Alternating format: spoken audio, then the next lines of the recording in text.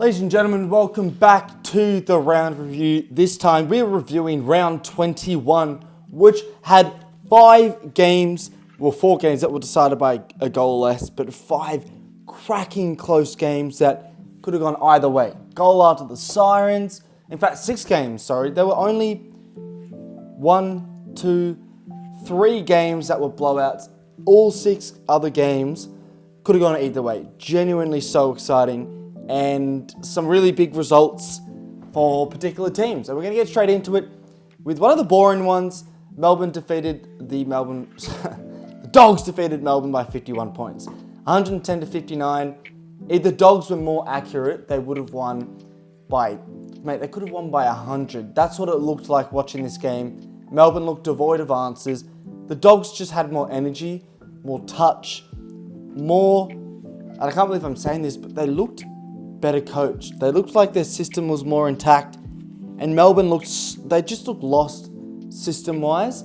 It just looks like they don't know what to do with themselves. They're lost, and to be completely honest, how are you meant to deal with the likes of Bont and Treloar with the form they're in right now?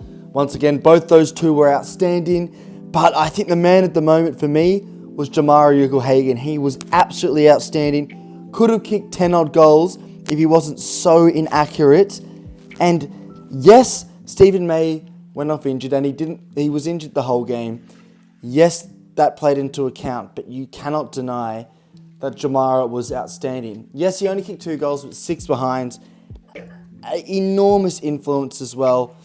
And you would say the only good Melbourne player was probably Max Gawn. I thought he was the only standout player.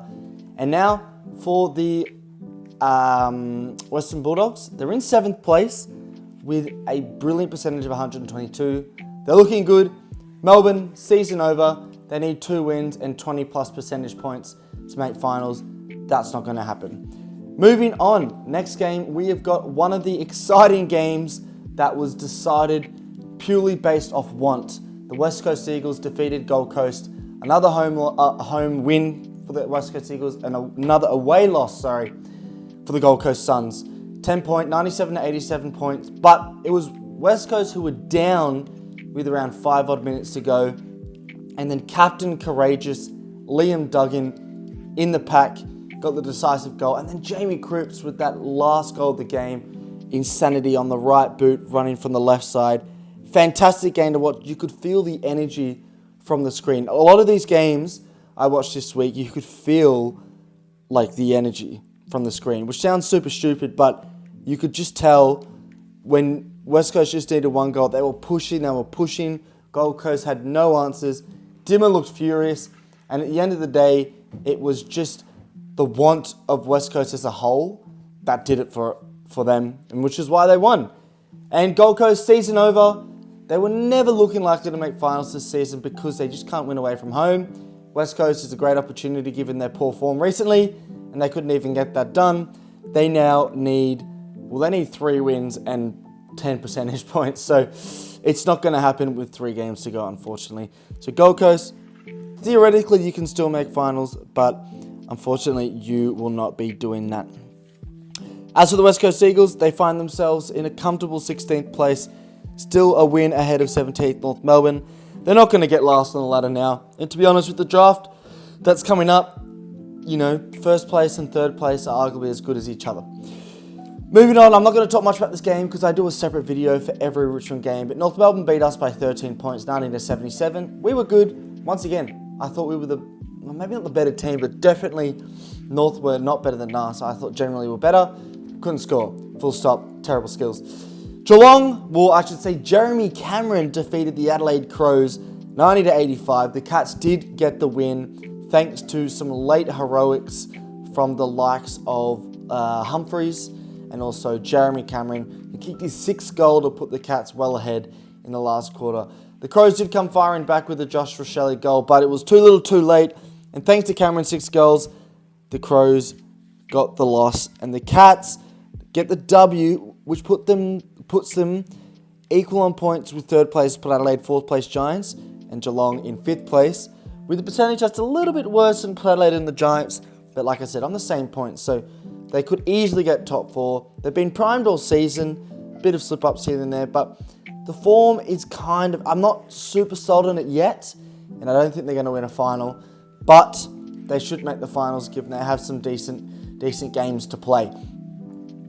In terms of who else was good this game, look, I thought Adelaide played really well as a team. I thought they really brought it to a very hostile environment. But at the end of the day, it's the same names of Geelong, Cameron, Stewart, that always do well.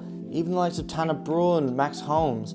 If you want to beat Geelong, you tag those players. One of the also game of the rounds belonged to a great rivalry in Collingwood-Carlton. I did think this would happen, a close game that Collingwood would just get over the top, but I didn't think it would be thanks to a Mitch McGovern miss after the siren. I mean, what an absolute fantastic game. It was quite contrary to what you usually see from Collingwood, who generally come back and from a deficit in close games like this, but they were the ones under fire. Carlton, their last quarter was insane, Carlton. If you look at Collingwood, Jamie Cripps kicked the first goal of the fourth quarter, which put them around 30-odd points ahead. And you kind of watched it and I thought they should be able to run it out. But one goal to Carlton, another one to Carlton, 3, 4, 5 goals in a row after that in the fourth quarter. And it was Mitch McGovern who had the opportunity. And given he's done it against Collingwood before in 2017, those who will remember, when he played for Adelaide, he did kick a goal after the siren to draw against Collingwood. I thought, you know what, it's destiny. But he just did not kick. He didn't even get a point. It was a pretty poor shot, and you could tell as soon as he kicked it, it wasn't going through. But what a battle this was. I thought, generally speaking, the midfield of Carlton dominated, probably because De Goey did go out injured, but my oh my, watching this game was exciting. Watching Scott Pendlebury in his 400th was great. And at the end of the day, the win for Collingwood keeps their finals hopes just alive, and this loss for Carlton means they could really only afford to lose one more, given that Essendon has a good, easy run, and I think Collingwood have an easy run as well. And Hawthorn have a decent run too, playing North and Richmond. So Carlton, someone who's been top 2 for a team that's been top 2 all season, you've really let yourself down. Moving on to next game, which was the Port Adelaide Football Club, who dominated Sydney by 112 points. And this is the best I've seen Ken Hinkley coach in years. This is the best I've seen Port Adelaide play, even in 2019, 2020, 2021 when they were firing. This was insanity. Port are in 3rd on the ladder now. Not many people would have predicted that. They probably will make finals now, but fuck me, they were good. They were dominant. Sydney were just so poor. The midfielder was poor. Their edge is gone. And Port Adelaide were just way better. And you could list their whole team was outstanding. And none for Sydney. Big problems. The fact they scored 9 points in the first half. 0 in the first quarter, Sydney. They're still in first. But they are officially 1 loss and a Brisbane win off being second. And with so many teams on 50 plus points, they're a game or two away from slipping out of the top 4. And given their form, I wouldn't be surprised if they did maybe not slip out the top 4, but definitely come out of first place. And as for Port Adelaide, like I said, top 4 is on the cards now given their form. Let's move on to another outstanding game. The Giants came back from a massive deficit against Hawthorn to win 84 to 82 points, winning by 2 points in totality. At the start of the fourth quarter, Hawthorn were up by just under 30 points. It was 1, 2, 3 goals in a row to the Giants, a couple back and forth, and then 3 goals to end the game for the Giants. Most notably, Tom Green in the pack getting a decisive goal. There was time left for Hawthorn to come back, but they unfortunately could not. James Sicily missing some opportunities late. And I think the story of this is obviously Hogan with 5 goals leading the Coleman race now. You can talk about some other players. I thought the likes of Lachie Whitfield, who I want to talk about a little bit, I thought he was absolutely magnificent. Lachie Whitfield having a phenomenal season, very underrated season. The Giants needed that win. Hawthorn, you would say they're less likely to make finals than are now because of that loss, but it's all about the game next week against Carlton. And if you watch my tipping series, stay tuned in a few days because I'll be telling you who I'm tipping to win that game in my tipping series. Now, the outcome of this is the Giants do make top 4. And like I said, Hawthorn, less likely, they're more likely to make finals. 2 games left, and we have our second last game, which was another cracker. Essendon winning by 1 point against Fremantle. An insane round this is, and what an absolute clutch point. Thought it was a goal at first, but Durham, thanks to Zach Merritt and the midfield group of Essendon getting that clutch clearance late. Fremantle looked like they were going to win the whole night for me, and then Essendon had the fight in that a lot of last quarter comebacks here.